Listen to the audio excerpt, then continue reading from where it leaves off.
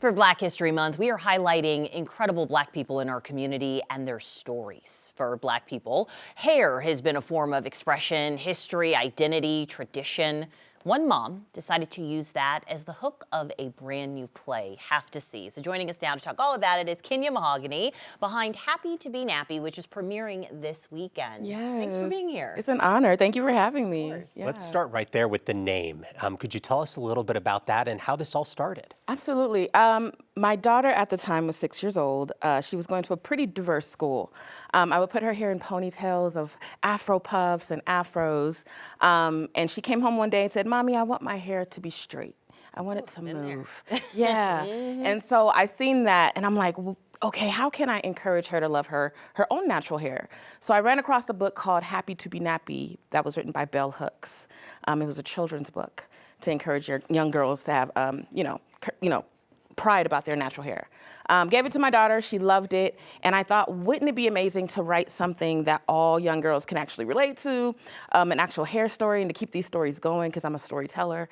So it was an inspirational, push that Bell Hooks gave me and my daughter, and so it's been 7 years since it's happened, and so I'm just excited that it's premiering and producing now, so yeah.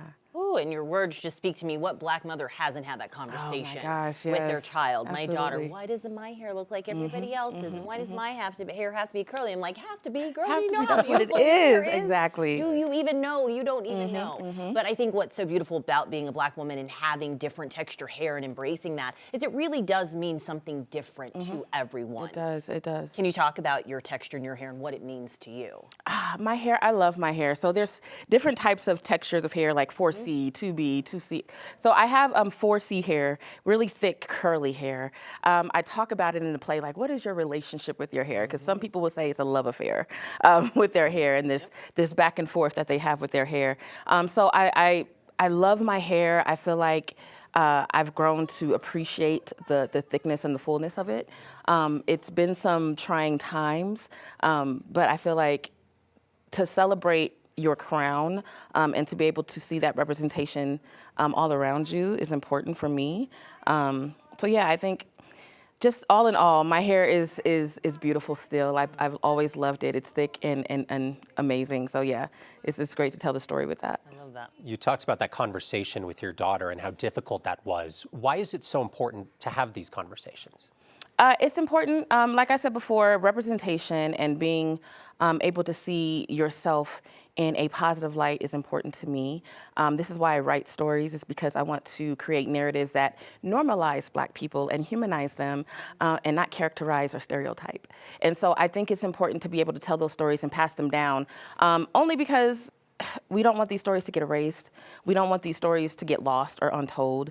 And so it's very, very important that these stories get passed down so that they are represented and reflected, basically, yeah. So talk to me a little bit about who this play is for, and what do you want people to get out of it when they go see it? Yes, so originally I wrote this play for young girls and kids, and then it took a whole nother monster of nostalgia. I bet.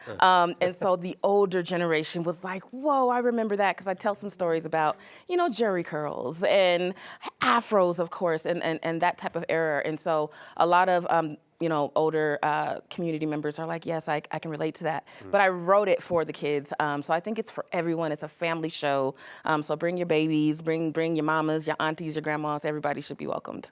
And I imagine this is an educational experience as well for a lot of people. Absolutely, and that's what I pride myself on as a playwright, is to write about education and awareness in the community so that everybody's aware of what's going on, where they came from, and the history of that. So it's important to tell those stories, absolutely. All right, leave the information so people can know, so I can know, because I'm bringing my daughter to see this for sure.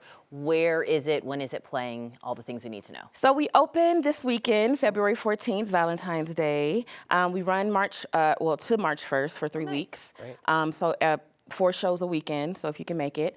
You can find us on humantics.com/happy-to-be-nappy. Tickets are on sale and they are selling like crazy, so please get on the website. But it is at Manos Sagrados. Can't remember, but yes, it's an amazing space that just opened a year ago. So right in the heart of the Arts District of Aurora, so yeah. Amazing. Yeah. Thank you. No, Girl, thank thank you you, for putting on for the Alex. culture. That is Appreciate you. amazing. Yes. Kenya, thank you for being here. Thank you guys.